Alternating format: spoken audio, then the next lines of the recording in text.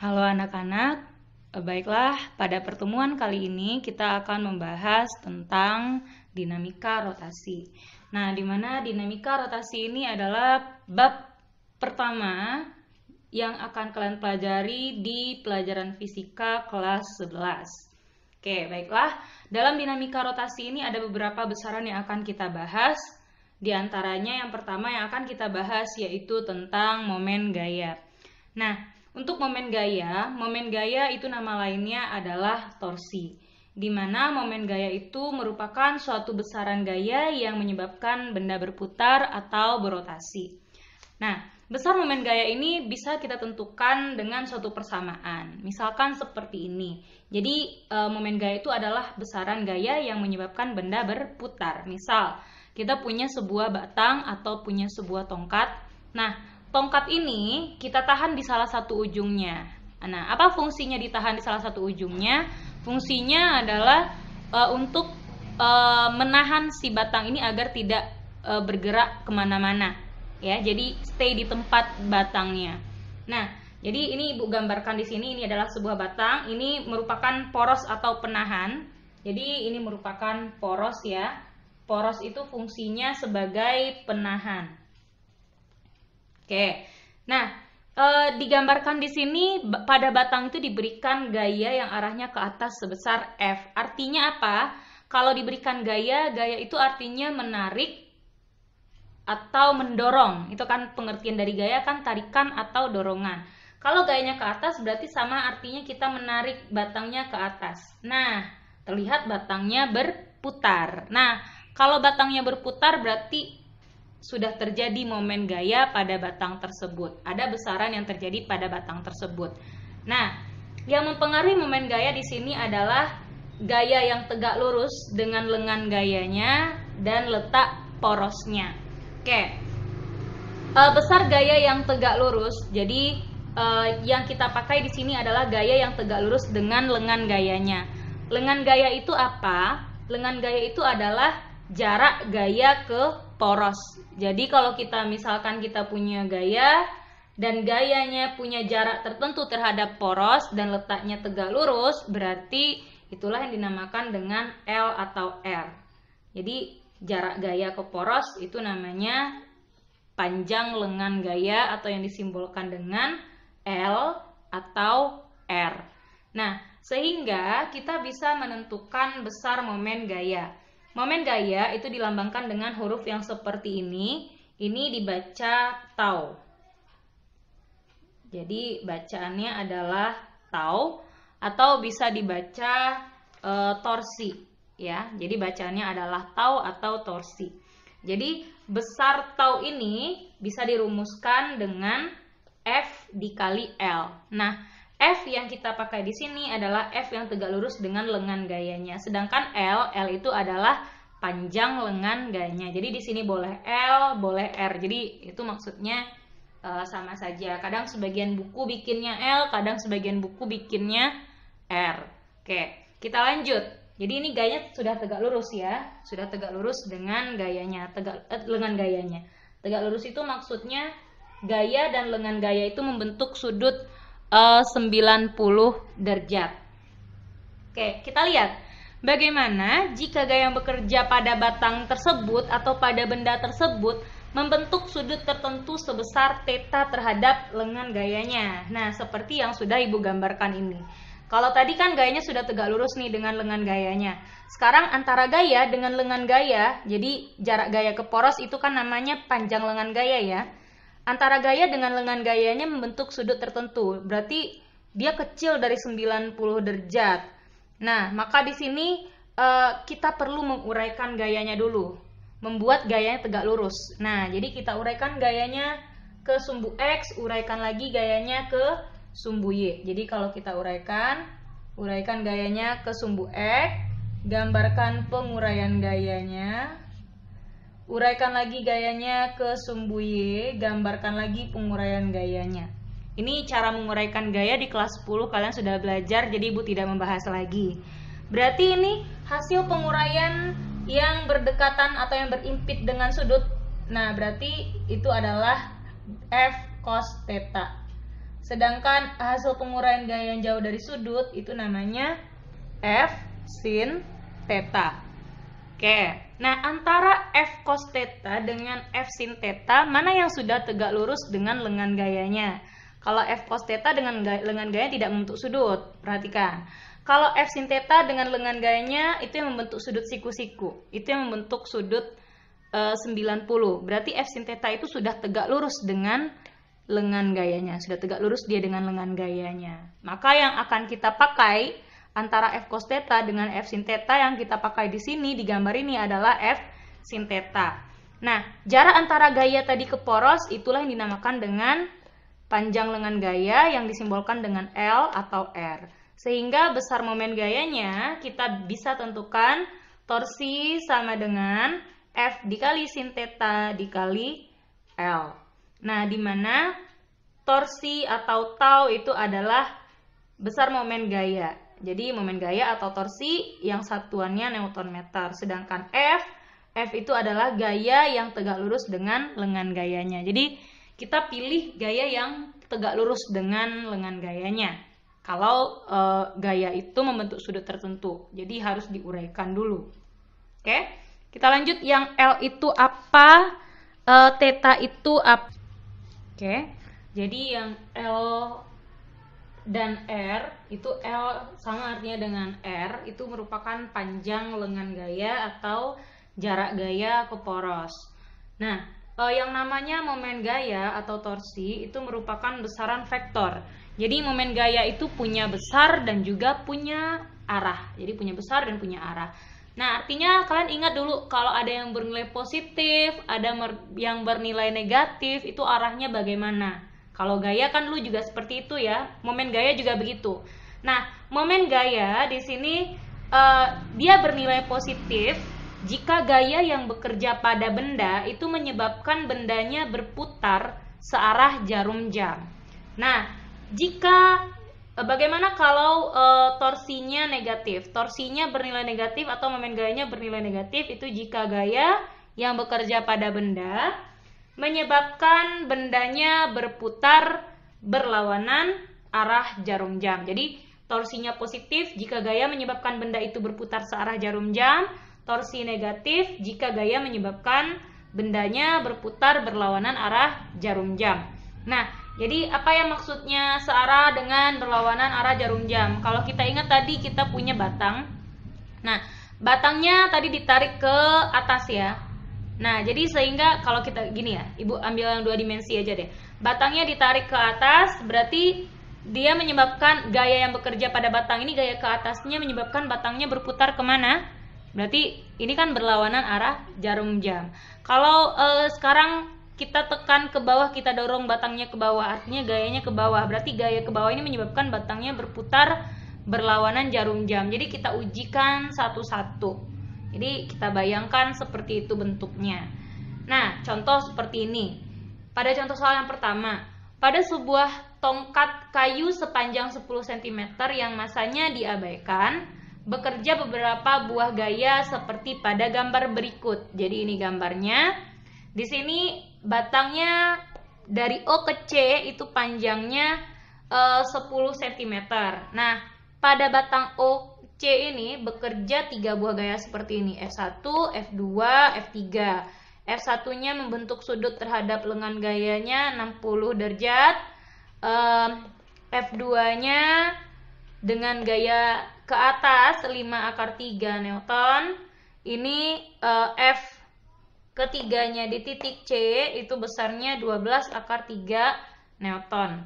Nah, jika OA sama dengan AB, panjang OA sama dengan panjang AB, panjangnya 2 cm, maka tentukanlah besar dan arah momen gaya yang bekerja saat kita lihat A itu yang ditanya tongkat diputar pada poros di titik A, yang B jika tongkat diputar pada poros di titik C. Jadi di sini Ibu ulang menggambarkan soalnya kembali. Jadi ada sebuah tongkat, pada tongkat ini bekerja 3 buah gaya F1, F2, dan F3. Nah, sekarang bagaimana cara kita menjawab soalnya? Kita lihat dulu. Masing-masing gaya ini apakah dia sudah tegak lurus atau belum dengan lengan gayanya. Kita cek ya. F1 yang 10 Newton ini dia membentuk sudut terhadap lengan gayanya sebesar 60 derajat. Sekarang kita ambil dulu yang A katanya. Yang A yang jadi porosnya, itu yang jadi porosnya adalah titik A. Yang jadi poros itu kita tandai, kita lingkari aja titik A yang jadi poros, biar kita ingat. Jadi titik A yang menjadi poros, artinya titik A ini kita tahan, ya. Titik A ini kita tahan. Kalau ibu lihatkan gambarnya seperti ini, misal seperti ini kita punya tongkat. Nah, porosnya di titik A, berarti ditahan di titik A tongkatnya. Nah, kira-kira seperti ini. Ibarat ganggang pintu ya, ganggang pintu itu kan juga ada porosnya. Porosnya menempel pada badan pintunya kan, makanya ganggang pintu itu bisa bergerak berputar. Nah, sekarang porosnya tadi kan kalau kita lihat tadi di materi tadi porosnya di ujung. Sekarang porosnya di titik A, kita samakan seperti ini. Porosnya di titik A begini, ya. Nah, berarti nanti ada beberapa gaya yang bekerja pada batang ini. Kita lihat. Gaya yang bekerjanya tepat di poros, F1 ini kan tepat di titik A bekerjanya, tepat di poros. Maka F1 itu tidak akan menyebabkan batangnya berputar, tidak ada momen gayanya. Oke, berarti F1 kita biarkan aja, karena dia menempel di poros gayanya. Kalau ini kita tekan, poros ini kita tekan, kita berikan gaya membentuk sudut, itu si batangnya atau si tongkatnya tidak akan berputar, dia pas bekerjanya di poros. Oke, kita cek lagi FB-nya. FB-nya kemana arah gayanya? Arah gayanya ke atas. Jadi titik B ini kita dorong ke atas nih. Kita dorong ke atas. Nah, batangnya berputar kan? Oke, kita dorong ke atas menyebabkan batangnya berputar. Artinya di titik B gayanya menyebabkan batangnya berputar. Berarti ada momennya. Di titik C gayanya kemana? Sudah tegak luruskah dia dengan lengan gayanya? Berarti lengan gaya itu jarak dari masing-masing gaya ke poros. Berarti lengan gaya F2 dari B ke A. Ini lengan gaya F2. R, A, B. Lengan gaya F2. Oke. Jarak gaya F3 ke poros. Porosnya kan di A nih. Berarti jarak C, jarak F3 ke poros itu namanya R, AC. Jadi begitu ya untuk menentukan lengan gayanya. Jarak masing-masing gaya ke poros. Nah, sehingga kalau kita ingin menentukan momen gayanya di titik A, berarti ada gaya-gaya yang menyebabkan bendanya berputar. Yang menyebabkan yang bendanya berputar tadi F2, berarti torsi di titik 2 atau di gaya yang kedua dengan torsi yang disebabkan oleh gaya ketiga. Oke, Ibu tes satu-satu ya. Sekarang poros A-nya ditahan. Lalu di titik B ada sebuah gaya yang bekerja, gaya ke atas, berarti menyebabkan batangnya berputar kemana? Searah jarum jam atau berlawanan tadi. Nih, titik B-nya kita dorong ke atas karena arah panahnya ke atas. Berarti kan dia berputarnya seperti ini kan tadi. Nah, jadi bentuk putarannya kalau kita gambarkan di sini kira-kira seperti ini bentuknya. Kita arahkan dari ujung gaya, arahkan dia ke poros. Nah, itu kan berlawanan jarum jam. Berarti kalau gaya menyebabkan batangnya berputar berlawanan jarum jam, berarti momen gayanya negatif. Berarti torsi yang disebabkan oleh gaya kedua itu nilainya negatif. Ya. Lalu ada torsi yang disebabkan oleh gaya F3. Nah, F3 itu kemana kita dorongnya? Kemana arah gayanya? Arah gayanya ke bawah, artinya kita tarik boleh ke bawah atau kita dorong boleh ke bawah. Tarik ke bawah berarti menyebabkan batangnya gimana bentuk putarannya. Putarkan dari ujung gaya, arahkan dia ke poros. Porosnya kan di sini titik A. Arahkan ke poros itu berputarnya searah jarum jam. Berarti torsi yang disebabkan oleh gaya F3 itu bernilai positif. Sisip tanda positif di sini. Oke. Nah, berarti ini cara menentukannya lagi. Torsi dari gaya F2 berarti gayanya sudah tegak lurus nih. Lengan gayanya kan dari gaya F2 ke poros. Ini lengan gayanya ya. Berarti F2 dikali L B ke poros. Jarak titik B ke poros. Ini dia lengan gaya keduanya atau LBA. Ya. Ini ada tanda minus di sini. Jangan lupa min ditambah torsi yang disebabkan oleh gaya ketiga. Berarti kan menyebabkan batangnya berputar searah jarum jam tadi. Plus tandanya. Berarti di sini F3 dikali jarak gaya F3 ke poros atau ke titik A itu berapa jaraknya? Itu kan sama dengan dari C ke A ya. Berarti L C A. Gitu ya. Semoga paham. Kita lanjut dulu. Nah, tadi dikasih tahu jarak OA dengan AB itu adalah 2 cm. Oke, kita lanjut. Berarti torsi F2-nya tadi 5 akar 3. 5 akar 3. Ya, tandanya minus. Oke, sorry, ada tanda minnya di sini. Minus 5 akar 3 dikali jarak gaya F2 ke poros. Porosnya kan tadi dibilangnya pada poros di titik A. Berarti untuk pertanyaan A, porosnya di titik A nih, dibilangnya di soal kan. Berarti jarak gaya F2 ke titik A tadi kan jarak AB kan. AB tadi dikasih tahu di soal panjangnya atau jaraknya adalah 2 cm. Ubah dulu ke meter, 2 kali 10 pangkat min 2. Oke.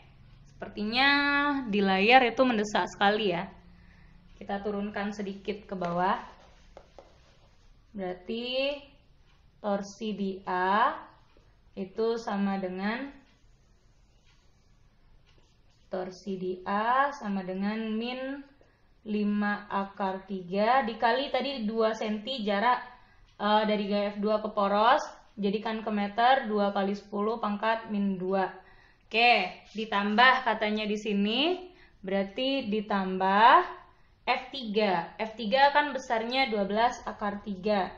12 akar 3 dikalikan jarak F3 ke porosnya. Porosnya kan di A, berarti F3 ini kan bekerjanya di titik C. Berarti jarak F3 ke poros sama dengan jarak C ke A. Jarak C ke A kalau panjang dari O ke C itu 10 cm. O ke A 2 cm, A ke B 2 cm juga, berarti udah 4 cm. Berarti dari B ke C kan sisanya 6 cm. Berarti kalau dari sini ke sini 6 cm, dari B ke A itu 2 cm katanya tadi. Berarti jarak C ke A adalah 8 ya. 8 cm. Jadikan ke meter, 8 kali 10 pangkat min 2 meter. Oke. Kita lanjut. Nah, berarti ini bisa kita cari lagi nih. Ini min 5 akar 3 kali 2. Berarti min 10 akar 3 kali 10 pangkat min 2 ditambah 12 akar 3 dikali 8. Berarti 12 kali 8 kan 96 akar 3 kali 10 pangkat min 2. Nah, berarti min 10 akar 3 tambah 96 akar 3. Berarti kan dapatnya 86 akar 3 kali 10 pangkat min 2 Newton meter. Nah, ingat kalau ditanya besar dan arahnya, berarti besar momen gaya di A, porosnya di titik A. Kalau besarnya dia minta masukkan angkanya, nilainya. Berarti 86 akar 3 kali 10 pangkat min 2 Newton meter. Arahnya kemana? Dan arah dimintanya tadi kan? Arahnya 86 ini nilai positif apa negatif ini di sini? Positif ya. Berarti kalau positif berarti arahnya searah jarum jam. Searah putaran jarum jam. Gitu. Nah, begitu cara menjawabnya. Untuk soal yang B, kita boleh gambarkan lagi gambarnya. Nah, untuk yang B, kita gambarkan ini gambarnya seperti soal tadi. Yang B sekarang diminta porosnya di titik C. Berarti C yang jadi poros nih, kita lingkar aja biar nggak salah-salah. C artinya dia ditahan di titik C. Ingat ya, gaya yang bekerjanya tepat di poros itu momen gayanya 0. Jadi F3 ini nanti tidak menyebabkan bendanya berputar atau torsi di F3 ini sama dengan 0 ya. Nah, berarti coba kita perhatikan begini. Ya, Ibu punya tongkatnya, lalu ditahan di titik C. Kita cek dulu, adakah gaya yang masih belum tegak lurus dengan lengan gayanya? F1 besarnya 10 Newton membentuk sudut 60 derajat. Oke, lengan gaya F1 ini kan dari A ke C, itu lengan gayanya kan? Nah, berarti antara AC ini apakah F1-nya sudah tegak lurus? Kalau belum tegak lurus, kita uraikan. Karena dia masih membentuk sudut, kita uraikan gayanya. Uraikan gayanya ke arah sumbu X. Uraikan gayanya ke arah sumbu Y. Nah, berarti yang hasil penguraian berdempet dengan sudut itu gaya dikali dengan cos theta. F1 cos 60. Berarti yang ini F1 sin 60 derajat. Oke ya. Nah, ada lagi yang belum tegak lurus, F2. Lengan gaya F2 ini adalah B ke C. Artinya dia sudah tegak lurus nih kalau kita lihat. Kalau ini kan dia belum tegak lurus. Yang tadi, yang F1 sebelum kita uraikan tadi. Nah, FDC dia tepat bekerja di poros. Jadi momen gaya yang di ini, yang di F3 ini kita tidak masukkan. Oke, C-nya jadi poros sekarang. Coba kita kerjakan soal. Sekarang dimintanya momen gayanya, besar dan arah momen gayanya jika porosnya di titik C. C-nya, titik C-nya yang ditahan. Nah, seperti ini, titik C-nya ditahan. Gini ya. Oke, titik C-nya ditahan. Ini titik C, ini titik B, ini titik A, ini titik O tadi di gambarnya. Oke. Nah, berarti untuk di titik C, kita cek satu-satu gayanya. Antara F cos 60 dengan F sin 60, F1 sin 60, mana yang sudah tegak lurus dengan lengan gayanya? Kalau di titik A ini, F1 itu yang jadi lengan gayanya adalah dari C, dari A ke C. Berarti antara F1 cos 60 dengan F1 sin 60, yang sudah tegak lurus dengan gayanya adalah yang F1 sin 60. Itu kan yang sudah tegak lurus dengan lengannya. Berarti yang kita pakai di sini adalah F1 sin 60. Oke, jadi kalau ini kita lambangkan, berarti torsi oleh gaya F1, lalu torsi oleh gaya F2. Gitu. Oke, coba kita perhatikan. Torsi, apakah F1-nya menyebabkan batangnya berputar? Yang kita pakai F1 sin 60. F1 sin 60 kira-kira letaknya begini nih. Di sini kan titik A. Berarti F1 sin 60 kan arahnya ke bawah ya. Berarti ditarik ke bawah. Nah, membuat batangnya berputar kemana? Searah jarum jam atau berlawanan jarum jam? Kita lihat ya. Nih, F1 sin 60-nya ke arah bawah persis seperti ini. Kita tarik ke bawah. Berarti membuat batangnya berputar berlawanan arah jarum. Porosnya di C itu kan berlawanan arah jarum jam. Berarti F1 sin 60 atau momen di gaya F1-nya itu nilainya adalah minus. Oke, karena menyebabkan batangnya berputar berlawanan arah jarum jam. Nah, sekarang di titik B. Di titik B yang bekerja di sini adalah F2. F2-nya ditarik ke atas di titik B di sini nih, porosnya di C di sini. Oke, kita tarik ke atas, berarti menyebabkan batangnya berputar kemana? Searah atau berlawanan? Nih, kita putarkan ke atas, itu bentuknya berlawanan ya. Searah ya, searah jarum jam. Oke, F2 ini dari ujung panah atasnya kita arahkan dia ke poros putarannya. Gitu aja cara menggambarkannya. Berarti di sini dia putarannya searah jarum jam. Maka torsi yang diakibatkan oleh gaya F2 itu nilainya positif.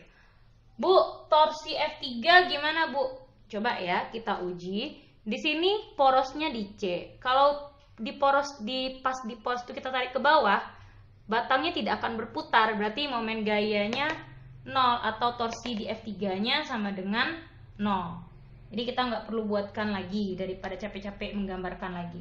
Oke, torsi di F1, berarti tadi yang kita pakai F1 sin 60, berarti min F1 sin 60 derajat dikali jarak F1 ke poros itu kan panjang AC, berarti dikali LAC. Gitu ya. Nah, oke, ditambah torsi 2 karena nilainya positif kan. F2 ini menyebabkan batangnya berputar searah jarum jam. Berarti ditambah F2 dikali jarak antara F2 ke poros itu sepanjang BC ya. Oke. Dikali L BC. Nah, baru kita cari lagi F1 itu besarnya 10 Newton, berarti min 10 sin 60. Nah, sin 60 waktu kita belajar sin konstan, sin 60 itu adalah setengah akar 3 dikali LAC. Panjang AC. Oke, A ke B tadi 2 cm, O ke A 2 cm, berarti O ke B 4 cm. Panjangnya dari O ke C 10. Berarti A ke C panjangnya 2 ditambah 6. Ya, ini kan 2 cm tadi. Ini 2 cm juga. Berarti ini 6 cm dong. Dari B ke C 6 cm kan? Nah, berarti A ke C-nya 8 cm. 8 kali 10 pangkat min 2 ditambah F2-nya 5 akar 3. 5 akar 3 dikali LBC. Jarak B ke C itu 6 cm, jadikan ke meter. 6 kali 10 pangkat min 2 meter. Oke, berarti ini kita bisa sederhanakan. Berarti 10 kita sederhanakan dengan 2 itu di sini 5. Berarti 5 akar 3 5 dikali 8, 40. Berarti min 40 akar 3 dikali 10 pangkat min 2. Ditambah 5 akar 3 kali 6, 5 kali 6 kan 30. 30 akar 3 dikali 10 pangkat min 2. Oke ya, min 40 ditambah 30. Min 40 akar 3 ditambah 30 akar 3. Berarti di sini min 10 akar 3 kali 10 pangkat min 2 Newton meter. Nah, di sini berarti besar momen gayanya, momen gaya poros di titik C adalah 10 akar 3 kali 10 pangkat min 2 Newton meter. Jadi kalau besar yang dia minta tidak usah dimasukkan tanda min, karena min ini menunjukkan arahnya searah atau berlawanan arah jarum jam. Nah, kan ditanya arah lagi tuh, berarti baru masukkan. Arahnya negatif ya, berarti berlawanan arah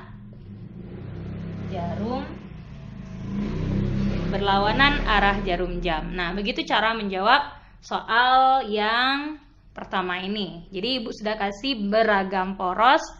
Semoga kalian paham ini sebelum kita lanjut ke soal yang kedua. Oke, kita lanjut soal nomor 2, yaitu batang peki sepanjang 4 meter yang masanya diabaikan seperti pada gambar di bawah ini. Nah, jadi ini ada batang peki, itu panjangnya 4 meter dari P ke Q. Ada 2 buah gaya yang bekerja, gaya F1 10 Newton, F2 20 Newton. Jika panjang QR 3 meter, jadi dari R ke Q atau Q ke R itu 3 meter. Tentukan besar dan arah momen gaya saat batang diputar pada poros di P.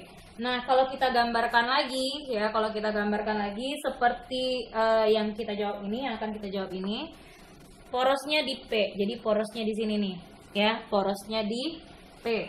Oke, coba kita perhatikan. Ada 2 buah gaya yang bekerja. Di gaya F1 di titik R dan gaya F2 itu membentuk sudut terhadap sumbu mendatar 30 derajat di titik Q.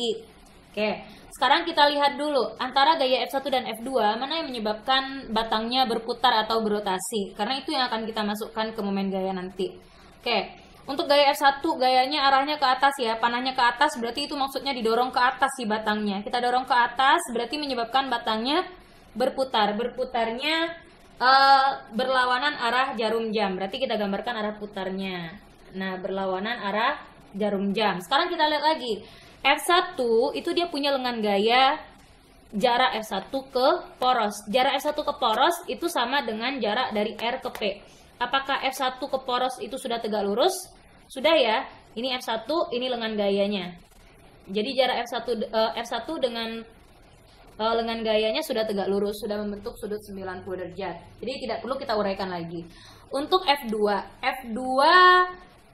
membentuk sudut 30 derajat terhadap bidang datar. Itu F2 ini letaknya bekerjanya di titik Q. Berarti lengan gaya F2 itu dari Q ke P. Itu yang menjadi lengan gayanya. Berarti antara F2 dengan lengan gayanya belum membentuk sudut 90 derajat. Maka F2 itu kita harus uraikan ke arah sumbu X dan sumbu Y. Perhatikan yang di bawah ya. Cara kita menguraikan gaya gimana? Dari ujung gaya kita tarik ke arah sumbu Y-nya. Lalu dari ujung gaya kita tarik ke arah sumbu X-nya. Ingat ya cara kita menguraikan gaya di kelas 10. Itu yang harus kalian ingat-ingat lagi. Oke. Ini dia. Nah, berarti kalau sudutnya di sini 37, secara matematika ini juga 37. Benar atau tidak? Benar ya? Yang seperti huruf Z ini 37 di sini, ini pasti juga 37. Oke. Maka di sini hasil penguraian yang di sumbu Y ini yang F2 sin 37, yang ini F2 cos 37. Oke ya. Nah, tapi hasil penguraiannya tidak bersentuhan atau tidak berinteraksi dengan batang. Maka kita pindahkan dulu biar dia bersentuhan dengan batang, F2-nya kita pindahkan ke sini nih, biar dia menyentuh batang. Oke, kita gambarkan di sini. Ya. F2 cos 37-nya biar dia menyentuh batang kita pindahkan nih ke bawah. Oke. Nah, kira-kira seperti ini hasil penguraian gayanya. Ini biar dia ada interaksinya dengan batang. Oke, yang di bawah kita bisa hapus. Ini kita ganti dulu. Ini yang F2 cos 37 tadi yang kita pindahkan. Ini yang F2 sin 37. Oke, baru kita selesaikan soalnya. Antara F2 sin 37 dengan F2 cos 37 kita coba mana yang menyebabkan batangnya berputar. F2 cos 37 kita tekan ke arah poros, kita arahkan ke poros, itu tidak menyebabkan batangnya berputar. Sedangkan F2 sin 37 itu dari atas gayanya ke bawah ya, ke arah bawah, ke ujung Q, menekan ujung Q. Nah, menyebabkan batangnya berputar. Berarti yang punya momen gaya atau yang sudah tegak lurus dengan lengan gayanya itu F2 sin 37. Ini F2 sin 37, lengan gayanya dari Q ke P, sudah tegak lurus dia kan? Sudah membentuk sudut 90 nih. Nah, artinya yang kita masukkan ke persamaan torsi nanti yang F2 sin 37. Oke, torsi saat dia diputar di titik P atau saat poros di titik P, berarti torsi yang disebabkan oleh F1 atau torsi 1 yang nilainya negatif tadi. Ya, F2 sin 37 tadi saat kita tekan ke bawah karena arah gayanya ke bawah menyebabkan batangnya berputar searah jarum jam. Oke, kita gambarkan. Cara menggambarnya gini aja. Tarik dari ujung gaya ke arah poros. Ini juga dari ujung gaya teruskan ke arah poros. Oke.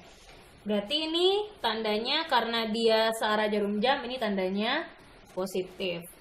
Berarti ditambah torsi yang disebabkan oleh gaya F2 sin 37. Kita masukkan ke persamaan, torsi yang disebabkan oleh gaya F1 berarti min F1 dikali jarak F1 ke poros, berarti itu sepanjang R ke P, jaraknya R ke P. Ditambah torsi yang disebabkan oleh gaya F2 sin 37, berarti F2 sin 37 dikali jarak F2 sin 37 ke poros, jaraknya berapa? Jaraknya kan sepanjang L I P.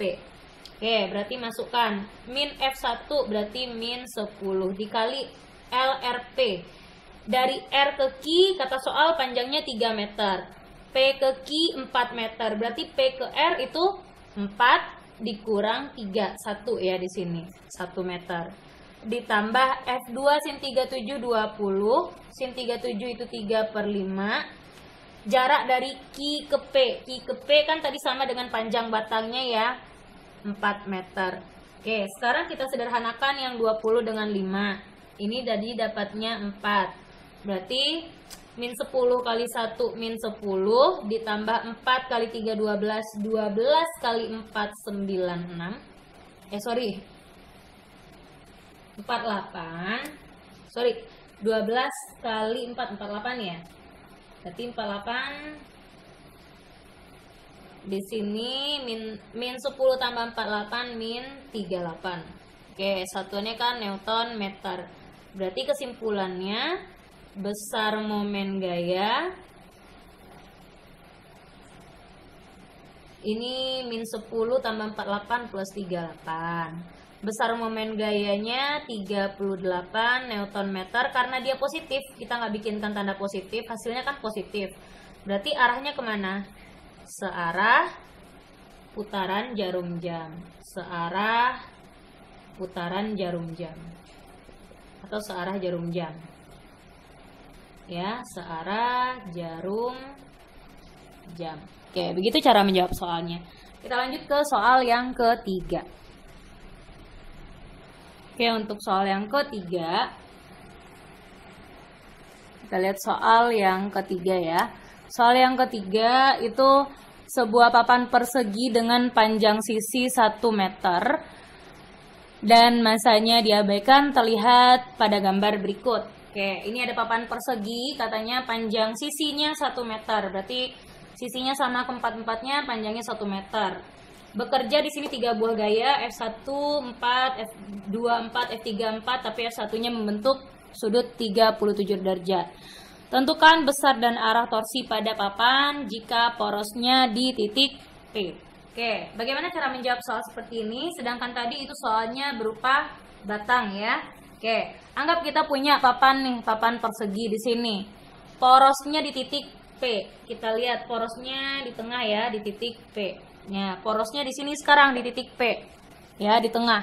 Nah, kalau si papan ini ibu tarik dengan gaya F1 yang membentuk sudut seperti ini, kemana dia akan berputar? Itu kita akan lihat nanti. Oke, kita cek dulu apakah gaya-gayanya sudah tegak lurus dengan lengan gayanya. F1 berarti lengan gayanya dari F1 ini ke P.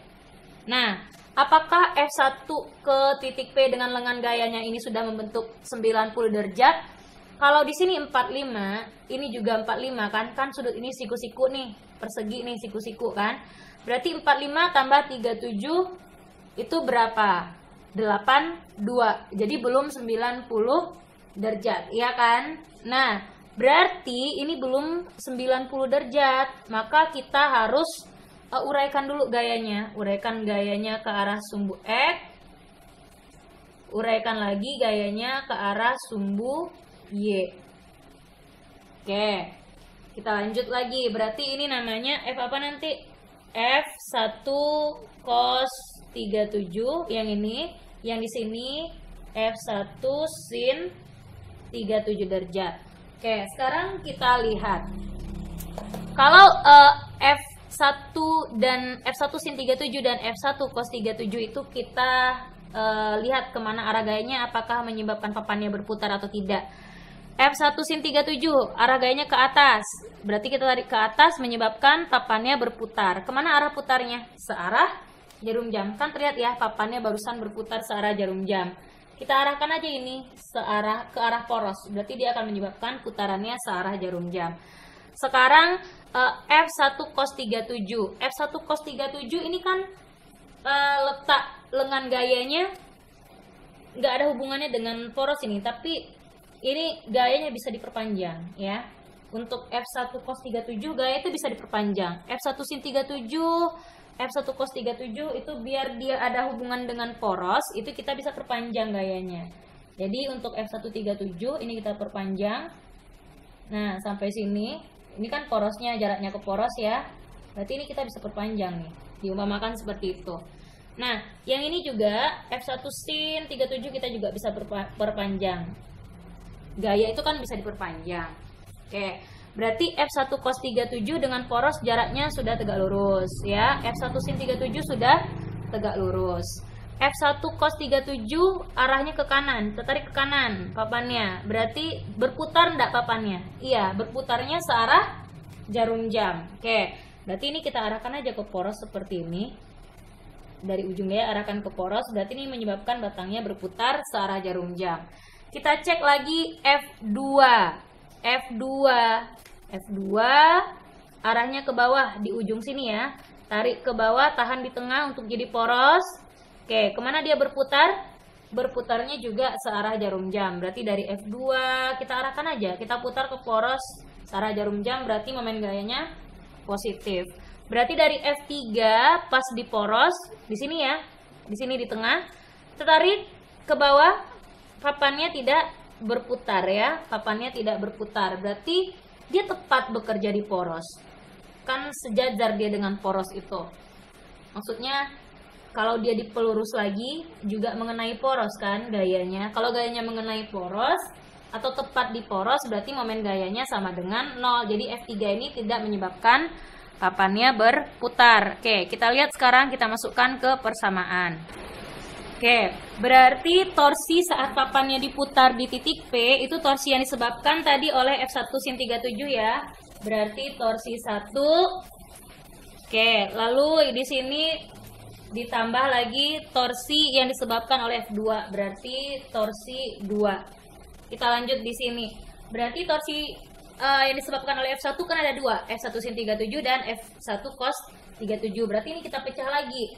F1 sin 37 dikali jarak dari F1 ke poros, jari ini ke sini. Berapa jaraknya itu? 0,5 ya, karena panjang sisinya kan 1, berarti dikali L1. Anggaplah L1 itu jarak F1 ke poros, F1 sin 37 ke poros. Ditambah F1 ke poros. Lagi, ada lagi momen gayanya kan? Berarti F1 cos 37. Oke, F1 cos 37 dikali L1. Ditambah lagi F2 kali L2. F2 kali L2. Oke, L1 di sini yang mana? Jarak dari ini ke sini. Ini ke sini kan juga 0,5 kan? Setengah dari panjang sisi. Ini jarak F1 cos 37 ke porosnya. Kan gaya itu bisa diperpanjang. Oke, perpanjangan gaya itu maksudnya gini. Harus satu garis ya. Kalau tadi F1-nya dari sini, berarti artinya sepanjang ini itu F1 sin 37. Kalau tadi dari ini ke sini F1 cos 37, berarti sepanjang ini F1 cos 37. Begitu juga ini. F2-nya sepanjang ini nampaknya digambar, tapi bekerjanya sampai sepanjang ini, sejajar. Maksudnya segaris ya, segaris dengan ini. Gitu. F3 pun juga segaris dengan itu, semuanya F3. Ya, gaya F3 yang bekerja. Oke, berarti kita lanjut. F1-nya 4, sin 37 itu 3/5, L1-nya 0,5, ditambah F1-nya 4, cos 37 4/5, L1-nya 0,5 kan, ditambah F2-nya 4 kali L2, L2-nya dari ini ke sini. Jarak dari F2, F2-nya kan sepanjang ini F2 semuanya, jadi kita bisa perpanjang gayanya, udah tegak lurus ya. F2-nya berapa jarak ini ke sini? Juga 0,5 karena setengah dari panjang sisi jarak gayanya. Jarak gaya yang digambar ini. Oke, sederhanakan lagi. Berarti 5 dengan 0,5 jadinya di sini 0,1. 5 dengan 0,5 0,1. 4 kali 3 12 kali 0,1 dapatnya 1,2. Ditambah 4 kali 4 16 kali 0,1 1,6. Tambah 4 kali 0,5 2, 1,6 tambah 2, 2,8 tambah 2, 4,8 Newton meter. Jadi besar momen gaya pada papan saat poros di titik P adalah 4,8 Newton meter searah jarum jam. Begitu caranya. Oke. Next kita akan bahas tentang momen inersia. Ditunggu. Baiklah, kita lanjut ke materi selanjutnya, yaitu tentang momen inersia. Momen inersia yaitu ukuran kelembaman suatu benda yang bergerak rotasi atau berputar. Jadi ibaratnya momen inersia ini ukuran kelembaman suatu benda yang bergerak berotasi. Nah, bagaimana cara menentukan besar momen inersia? Untuk menentukan besar momen inersia itu bisa ditentukan dengan persamaan I sama dengan kmr kuadrat. Nah, di mana momen inersia itu dia punya lambang I. Jadi lambangnya adalah I, satuannya kilogram meter kuadrat. Oke, untuk I yaitu momen inersia, satuannya kilogram meter kuadrat. K itu konstanta inersia. Konstanta inersia ini nilainya nanti berbeda-beda tergantung jenis benda tegarnya apa. Untuk M itu adalah massa benda satuannya kilogram, R itu adalah jarak benda ke sumbu putar. Jarak benda di sini maksudnya jarak sisi benda ya ke sumbu putar. Oke, untuk momen inersia benda tegar itu banyak jenisnya. Ada silinder, ada bola pejal, ada bola berongga, lalu ada batang. Yang akan kita pelajari nanti tiga jenis benda tegar, silinder, bola, dan batang. Untuk silinder itu terbagi dua, jadi untuk bola pejal juga terbagi dua, dan nanti untuk batang. Nah, momen inersia benda tegar saat diputar di pusat massanya, pusat massa itu maksudnya di bagian tengah bendanya, di situ sumbu putarnya. Nah, jika sumbu putarnya di pusat massa, maka untuk silinder pejal itu momen inersianya adalah setengah mr kuadrat. Nah, di sini silinder pejal itu contoh dari silinder pejal adalah silinder yang isinya penuh di dalam. Jadi silinder yang berisi gitu, tidak ada rongga di dalamnya. Silinder itu bisa berupa tabung dan lain sebagainya. Pokoknya dia padat, berupa silinder padat, itu namanya silinder pejal. Nah, untuk silinder berongga itu yang berupa silinder seperti tabung, berongga di dalamnya atau kosong di dalamnya. Itu kita bisa ibaratkan silinder yang kosong. Kalau silinder diisi air berarti itu namanya silinder berongga. Tabung misalkan, tabung diisi air penuh. Nah, itu namanya silinder pejal. Kalau tabungnya kosong itu namanya silinder berongga. Nah, untuk silinder berongga itu momen inersianya mr kuadrat. Untuk bola terbagi dua lagi, bola pejal dan bola berongga. Untuk bola pejal itu bola yang ada isinya di dalamnya. Jadi momen inersianya itu 2/5 mr kuadrat.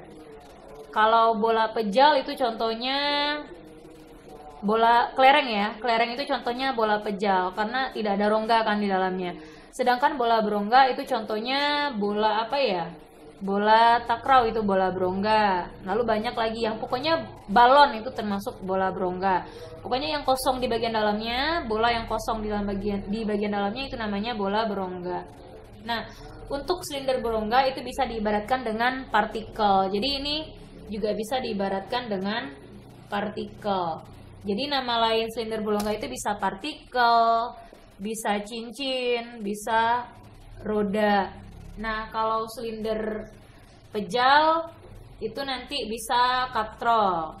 Nah, dan lain sebagainya. Jadi silinder pejal ini contohnya bisa berupa katrol atau katrol pejal. Ya. Nah, itu contoh-contoh dari silinder pejal, silinder berongga, dan bola. Nah, di sini untuk silinder bola pejal itu menentukan momen inersianya 2/5 mr kuadrat, bola berongga 2/3 mr kuadrat. Bisa kalian perhatikan koefisien yang berada di depan mr kuadrat itulah yang dinamakan dengan konstanta inersia. Berarti untuk bola pejal K-nya yang ini. Jadi yang ini, yang setengah ini nilai K-nya. Jadi yang ini itu nilai K-nya ya. Untuk nilai K-nya berarti setengah kalau untuk bola pejal. Berarti ini nilai K-nya setengah. Jadi kalian ambil dari koefisien bagian depannya. Kalau silinder berongga itu kan koefisien depannya 1 ya, berarti K-nya 1. Karena 1 tidak perlu dituliskan ya, bisa kita hapus saja. Untuk bola pejal itu nilai K-nya atau konstanta inersianya adalah 2/5. Lalu untuk bola berongga nilai K-nya adalah 2/3. Pokoknya koefisien yang di depan mr kuadrat itu yang dianggap sebagai K. Oke. Lalu untuk batang, kita lihat batang nanti saat dia diputar di pusat massa. Ini yang saya tuliskan, yang ibu tuliskan ini persamaannya itu saat silinder pejal, bola berongga atau silinder berongganya saat sumbu putarnya di pusat massa. Jadi diputarnya di bagian tengah. Kalau kita punya bola pejal itu diputar di bagian tengah, atau sumbu putarnya berada di bagian tengahnya atau di pusat massanya, maka bola pejalnya kita bisa cari dengan persamaan ini untuk menentukan momen inersianya. Bu, dari mana kita tahu sumbu putarnya itu letaknya di mana? Nanti di soal dibilang diputarnya di mana, di pusat massa kah atau sumbu putarnya di bagian sisi-sisi benda yang lain. Oke, kita lanjut ke batang ya, untuk batang. Oke, untuk batang homogen itu kalau dia batang homogen itu maksudnya apa, Bu? Batang yang hanya terdiri dari satu jenis bahan saja, bahan pembuatnya. Ibaratnya kan ada tuh batang yang disambung, batang kayu disambung dengan batang logam, itu kan sudah dua jenisnya. Tapi kalau batang homogen itu misalnya batang kayu, ya batang kayu aja dia satu gitu. Kalau dia batangnya terbuat dari logam, ya dari logam aja, nggak ada campuran apa-apa. Nah, untuk batang homogen di sini ada dua kasus jika batang homogennya diputar di pusat massa dan diputar di ujung batang. Saat batang homogen, kalau kita punya batang ya, batang homogen ibaratnya seperti ini, batangan, dia berupa batangan. Saat diputar dia di pusat massa. Pusat massa itu berarti di bagian tengah batang. Nah, kalau dia diputar di pusat massa seperti ini, biasanya sumbu putar itu ada tanda pemutarnya, itu lambang dari sumbu putar kalau pada gambar ya, atau pada poros. Nah, jadi kalau batang homogen itu diputar di pusat massa, sumbu putarnya di pusat seperti ini, atau di bagian tengah batang, maka kita bisa menentukan momen inersianya 1/12 ml kuadrat. Jadi untuk batang homogen di pusat massa itu K-nya adalah 1/12. Jadi kalau seandainya batang homogen itu diputar di bagian ujung, salah satu ujungnya bisa di ujung kanan diputarnya, ini momen inersianya adalah 1/3 ml kuadrat, di mana L itu panjang batangnya. Kalau dipindahkan ujungnya ke kanan pun, pokoknya di ujung lah pokoknya. Nah, berarti itu juga momen inersianya 1/3 ml kuadrat. Nah, sedangkan pada bola dan silinder itu kan dia punya jari-jari ya. Jadi R yang di sini itu adalah mewakili jari-jari benda. Maksudnya begini, kalau bola itu diputar di pusat massa, kan jarak antara benda itu kan kita ukurnya dari bagian sisi benda ya, ke pusat massa itu kan sama dengan jari-jari.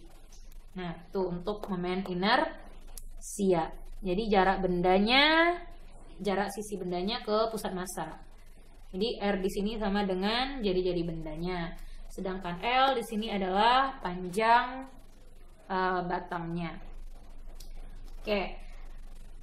Bagaimana sekarang kalau pada benda tegar ini sumbu putarnya digeser? Sekarang kita lihat persamaannya. Oke, nah jadi bagaimana jika sumbu putarnya digeser atau bergeser pada jarak tertentu dari pusat massa? Nah, maka untuk momen inersianya kita bisa tentukan dengan I sama dengan IPM ditambah MD kuadrat. Contohnya seperti ini. Kita punya batang. Batang mula-mula kan dia diputar di pusat massa di tengah. Ini sumbu putarnya. Sekarang sumbu putarnya itu digeser misalkan sejauh D gitu, sejauh D dari pusat massa. Nah, setelah digeser ini berapa momen inersianya? Itu maksudnya. Jadi momen inersia itu dia dipengaruhi oleh massa bendanya dan letak sumbu putarnya juga berpengaruh. Oke. Jika sumbu putarnya berbeda atau bergeser, maka momen inersianya juga berubah. Itu ya. Oke. Lanjut. Jadi di sini I sama dengan IPM ditambah MD kuadrat. I itu momen inersianya setelah sumbu putarnya digeser. IPM itu adalah momen inersia benda saat diputarnya di pusat massa. PM ini pusat massa. Jadi agar membedakan I dengan I yang di sini itu Ibu kasih I indeks ya. Ditambah MD kuadrat. M di sini massa, D kuadrat itu seberapa jauh sumbu putarnya digeser dari pusat massa. Itu satuannya bisa dalam meter. Oke, M massa benda tadi ya, sedangkan D jarak pergeseran sumbu putar dari pusat massanya. Sekarang kita perhatikan contoh soalnya. Untuk contoh soal yang keempat, dari kita bahas momen gaya dan momen inersia, ini merupakan contoh soal yang keempat. Perhatikan gambar susunan partikel berikut. Nah, kita punya partikel. Ingat, yang namanya partikel itu nilai konstanta inersianya adalah 1 ya. Untuk partikel itu nilai K-nya adalah 1, konstanta inersianya adalah 1. Jadi dia dianggap sama dengan silinder berongga. Jadi partikel itu hampir sama dengan silinder berongga jenisnya. Dianggap sama begitu. Oke, sekarang partikel ini ada 3 buah partikel M1, M2, M3, di mana massa partikelnya secara berturut-turut 2P, 3P, dan P menempel pada kawat yang massanya diabaikan. Nah, X dan Y di situ adalah kawat. Nah, jika sistem kawat diputar di sumbu Y, tentukan momen inersianya. Sekarang yang jadi sumbu putar itu adalah yang Y. Oke, sekarang Ibu hapus dulu yang bagian di sebelah kiri contoh soal ini. Oke, nah sekarang yang menjadi sumbu putarnya adalah Y ya.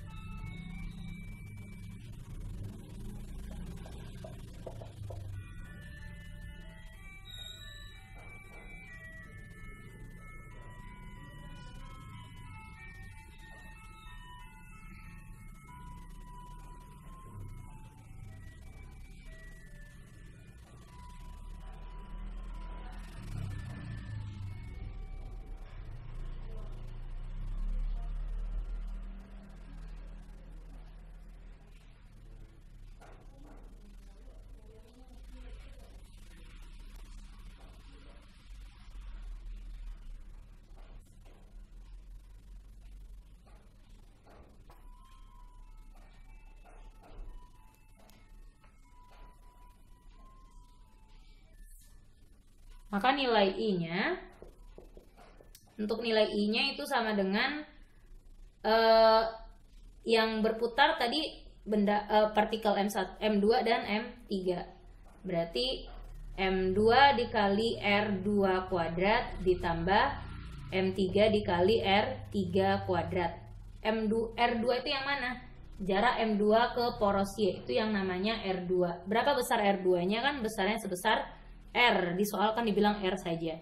Lalu jarak M3 ke sumbu putar itu yang namanya R3. Berarti jarak M3 ke sumbu putar Y, berarti itu yang namanya R3. R3-nya kan 2R. Oke, berarti kalau dimasukkan di sini M2-nya itu 3P, R2-nya adalah R, berarti dikali R kuadrat, ditambah M3-nya adalah P ya, M3-nya P dikali R3. R3 jarak M3 ke sumbu Y itu 2R dikali 2R. Oke. Kali 2R di sini dikuadratkan. Ini kalau mau ini dikuadratkan juga. Oke. Berarti di sini 3PR kuadrat ditambah P dikali 4R kuadrat. Nah, Bu, ini nggak ada hubungannya searah jarum jam berlawanan jarum jam. Tidak, karena untuk momen inersia itu dia besarannya besaran skalar. Jadi dia hanya punya besar saja, tidak punya arah. Jadi tidak ada negatifnya di sini ya, tidak bernilai negatifnya. Oke, nilainya itu selalu positif. Berarti di sini 3P, kalau kita perbaiki bentuknya, 3P dikali R kuadrat tambah 4P dikali R kuadrat. Itu ya, 4-nya kita pindah keluar sini. Berarti 3P R kuadrat ditambah 4P R kuadrat, kan kita tinggal nambahkan di depan ya. Koefisien di depannya kita tambahkan. Berarti berapa itu? 7P dikali R kuadrat. Itu untuk contoh soal kita yang keempat. Kita lanjut contoh soal berikutnya. Ya, untuk soal yang kelima, itu sebuah bola pejal berdiameter 20 cm. Berarti kita biasakan bikin diketahui. Bu, tadi kenapa nggak bikin diketahui? Tadi diketahuinya dalam bentuk gambar kan? Jadi gambar itu udah mewakilkan yang diketahuinya. Oke, sebuah bola pejal berdiameter 20 cm. Berarti D-nya, diameternya adalah 20 cm. Diputar melalui pusat massanya. Ingat, ini diputar melalui pusat massa dengan momen inersia bola pejal tersebut. I-nya adalah 8 kali 10 pangkat min 3 kg meter kuadrat. tentukan massa bola pejal. Oke, yang ditanya adalah berapakah massa bola pejal. Massa bola pejal di situ kan M-nya ya. Oke, M-nya. Kita jawab soalnya. Kita jawab dulu soalnya. Untuk bola pejal. Bola pejal kalau diputar di bagian pusat massa, itu momen inersianya I-nya adalah 2/5 mr kuadrat. Tadi kan kita udah tahu ya, momen inersia bola pejal, silinder berongga, bola berongga atau batang homogen itu saat diputar di pusat massa. Tadi Ibu sudah tuliskan rumusnya. Untuk bola pejal jika diputar di pusat massa itu momen inersianya 2/5 mr kuadrat. Nah, berarti kita masukkan I-nya karena sudah dikasih tahu, I-nya 8 kali 10 pangkat min 3 sama dengan 2/5. Bu, 2/5 itu apa? Konstanta bola pejalnya saat diputar di pusat massa. Tadi kan dikasih tahu tadi.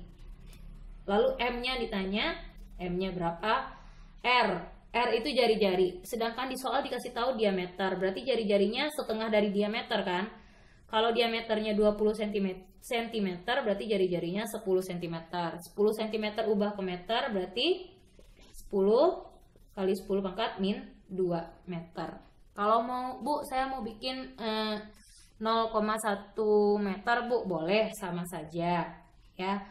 Ini kenapa Ibu ubah seperti ini? Biar untuk berkomanya tidak susah kalian cari kuadratnya berapa. Nanti 0,1 kali 0,1 susah lagi kalian carinya ya.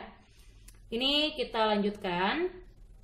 Berarti di sini 8 kali 10 pangkat min 3 sama dengan 2/5 M. 10 kuadrat itu 100 dikali 10 pangkat min 2 dikuadratkan 10 pangkat min 4. Ini kita kali silang ya. Berarti 8 kali 10 pangkat min 3 kali 5 sama dengan 2 kali M kali 100 kali 10 pangkat min 4. Itu kan sama dengan 1 kali 10 pangkat min 2. Iya nggak sih? Ini kan 100 itu 10 pangkat 2. 10 pangkat 2 kali 10 pangkat min 4. Kan 10 pangkat min 2. Oke. 8 kali 5 40. Berarti ini 40 kali 10 pangkat min 3 sama dengan 2 kali 10 pangkat min 2 kali M. Berarti kalau untuk mencari M-nya mana dibagi yang mana? Ini ya.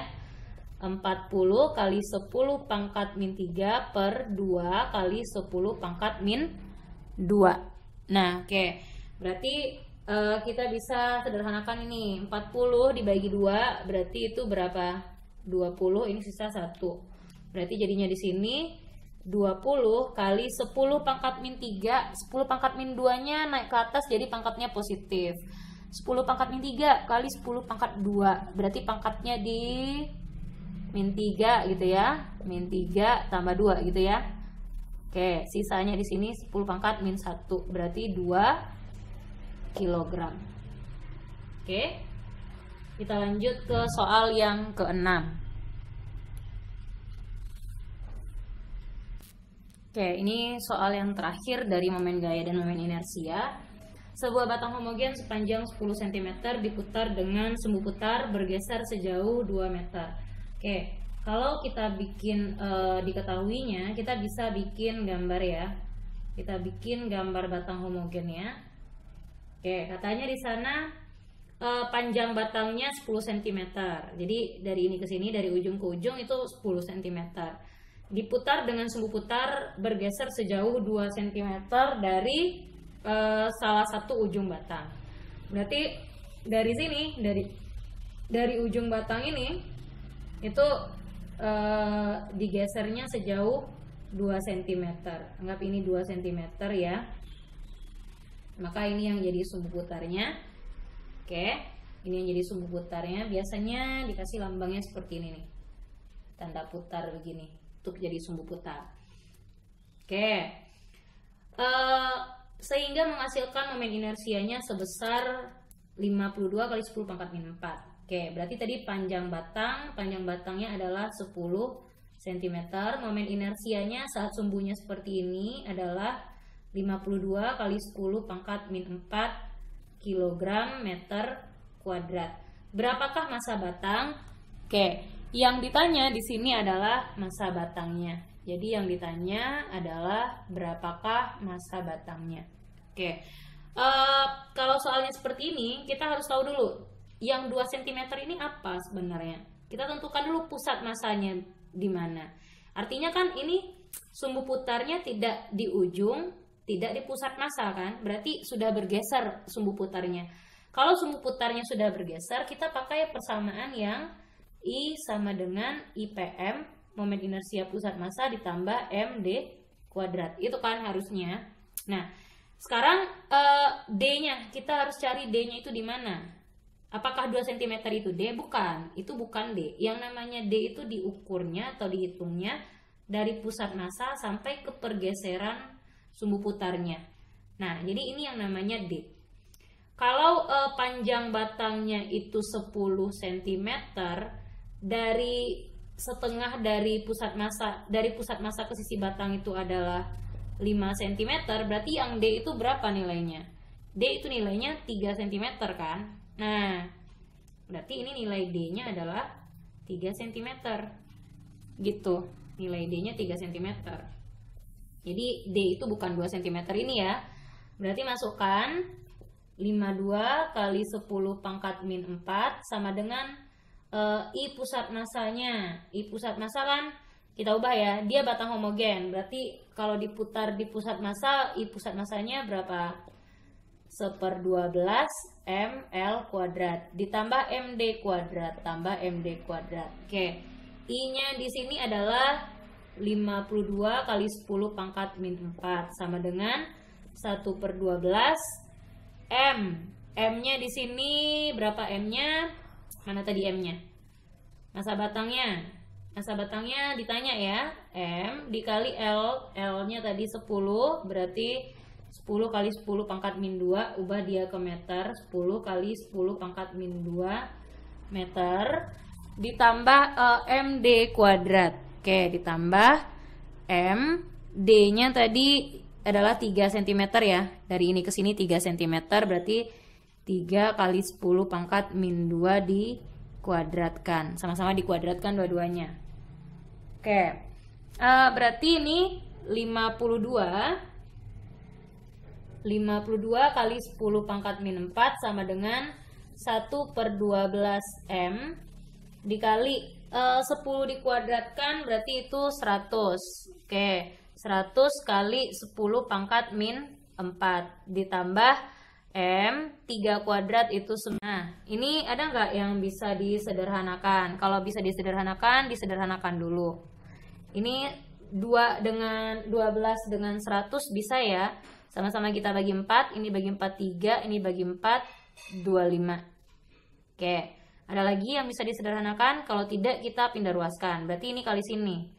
52 kali 3, berarti 52 kali 10 pangkat min 4 kali 3 sama dengan, oke, berarti ini 25 kali 10 pangkat min 4 kali M ditambah 9 kali 10 pangkat min 4 kali M.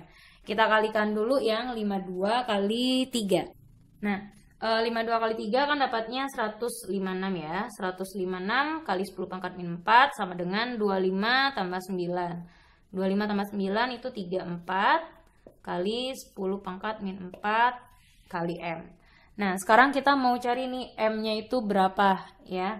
Untuk mencari M-nya, kita hapus yang papan sebelah situ dulu. Oke, untuk M berarti M-nya kan kita tinggal bagi ya, 156 dibagi 34. Berarti 156 kali 10 pangkat min 4 dibagi dengan 34 kali 10 pangkat min 4.